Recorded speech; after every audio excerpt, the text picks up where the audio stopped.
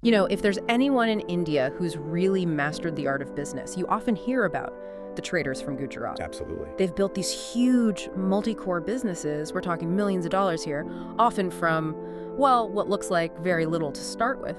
So based on the really interesting sources you shared, today we're diving deep. We want to unlock those Gujarati business secrets and give you a kind of blueprint, really, for entrepreneurial success wherever you might be starting from. Exactly. Our mission, let's say, for this deep dive is to explore that specific mindset. Yeah.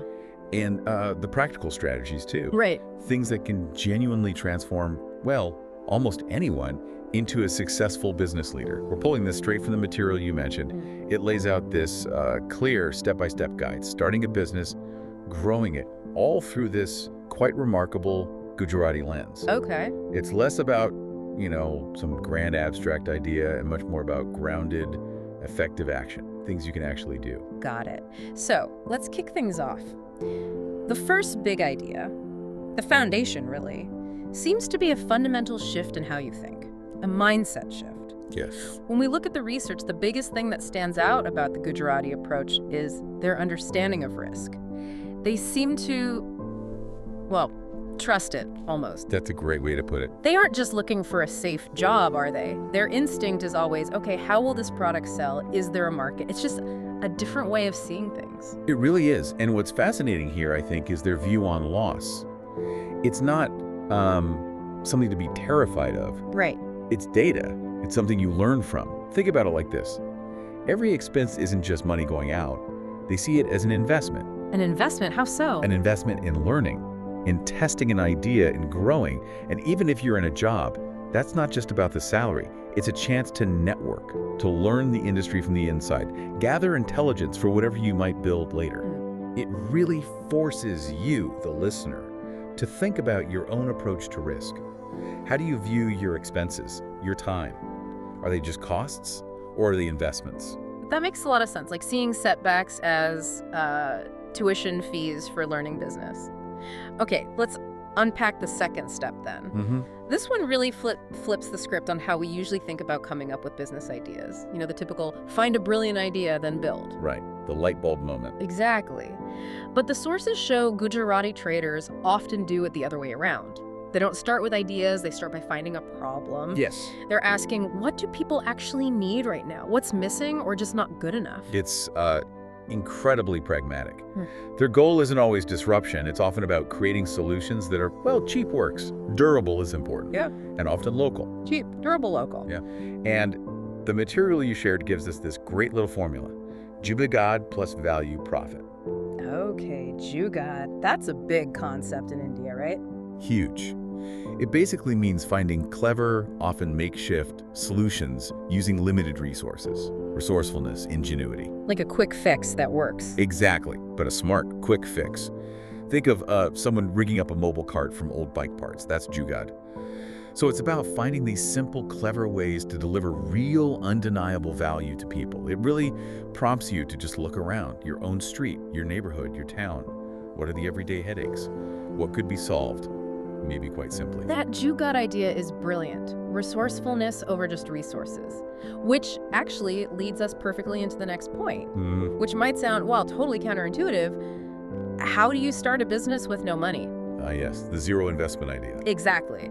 The sources highlight this ability they seem to have to build successful businesses, sometimes real empires, starting from basically nothing. How does that work? Well, it often raises that exact question, right? Is zero investment actually possible? What the sources really point to is what they call smart startup thinking. It's not necessarily zero cash, but it's about testing your idea with the absolute minimum expense first. Okay. Minimum viable testing. Precisely. They might literally start from their living room, use free social media like crazy, run tiny low-cost trials just to see if anyone bites. So you don't invest big until you know it works. Exactly. Only when an idea shows real promise, then you invest more seriously. It's test and scale. Test and scale. Like that jewelry example you mentioned earlier. Sell online first, make to order. Perfect example. Prove the demand before you build the inventory or rent the shop. It's just smart. Minimizes the downside. A fantastic way to manage risk. Okay, so you've tested your idea, it's showing promise. What's next? The sources say structure is key. Yes, laying the groundwork. making it official. Getting the legal and structural stuff sorted out. Even if you started lean, you need to make it legitimate.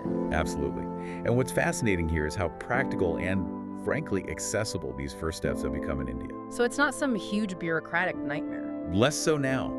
The sources point to key things. Getting a GST number, that's the Goods and Services Tax ID, like a sales tax number elsewhere. Okay, GST. Then getting your Udyam or Aadhaar registration. These are government IDs for small and medium businesses. Yeah. Very important. Right. And crucially, opening a separate current account for the business. Keep your business and personal finances totally separate. That's vital. Good advice for anyone, really. Definitely. And I also mentioned, if you plan to hire people, even just one or two, get your head around basic HR rules. Yeah. But the good news is, a lot of this registration can be done online now, even on mobile. It's much less scary than it used to be. That's encouraging. And the advice is clear. Talk to a CA, a chartered accountant, or a business consultant early on. Just get some basic guidance. It's about building a solid foundation you can grow on. That clarity on the practical steps is super helpful. It takes away some of the intimidation factor. For sure. Okay, now let's get to something really interesting. The magic, as the source puts it, behind their brand building. Ah, yes. Branding Gujarati style. They're not just selling stuff, are they? They're selling a brand. And this brand seems built on, let's see, trust plus quality plus name. Name, yeah. Reputation. Your good name. Right. And they are apparently masters of networking, turning every single interaction into a relationship. If we really connect this to the bigger picture, this unique way they handle customer relationships, it's absolutely core. More than just good customer service. Oh, much more. They genuinely treat customers like family. And that's not just some marketing line they trot out, it's real. It means staying in touch constantly, maybe via WhatsApp, remembering details, sending festival greetings, asking for feedback. And actually using the feedback. Directly. If a customer suggests something, they really listen and often act on it. That personal touch, that deep relationship building, that's what transforms a small shopkeeper, maybe selling spices or fabrics, into a brand worth crores.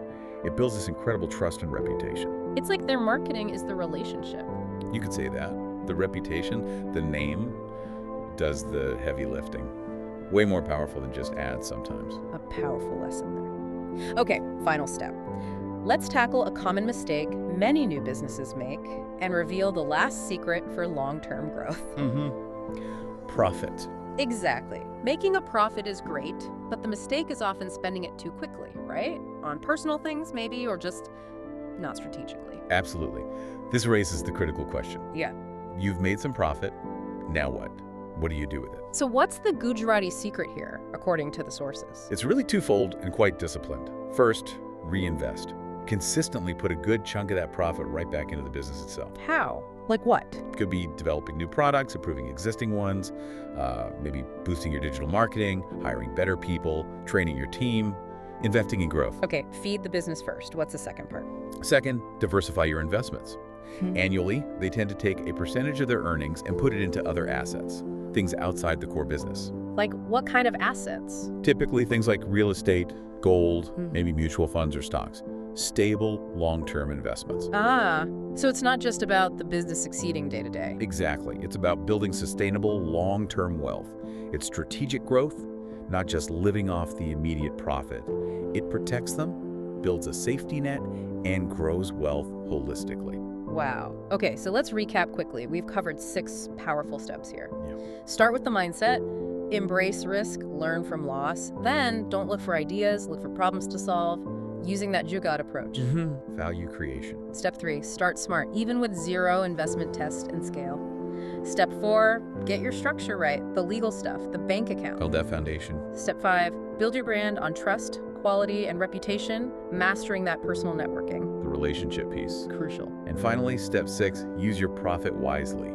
Reinvest in the business and invest externally for the long term. That's the cycle. It really feels like a solid blueprint drawn straight from this incredible GUjRati business wisdom, something you can really think about applying. It is. And maybe one final thought to leave you with. Please. Remember, that business, well, it's a journey, isn't it? Not just a destination you arrive at. Sure. And on that journey, maybe the biggest profit you make isn't just the money, it's the learning. Think about how embracing that continuous learning, adapting, trying new things, learning from mistakes like we've seen in these secrets, how that approach can unlock value and growth in anything you do. way beyond just the balance sheet. Continuous learning as the ultimate profit. That's a fantastic thought to end on.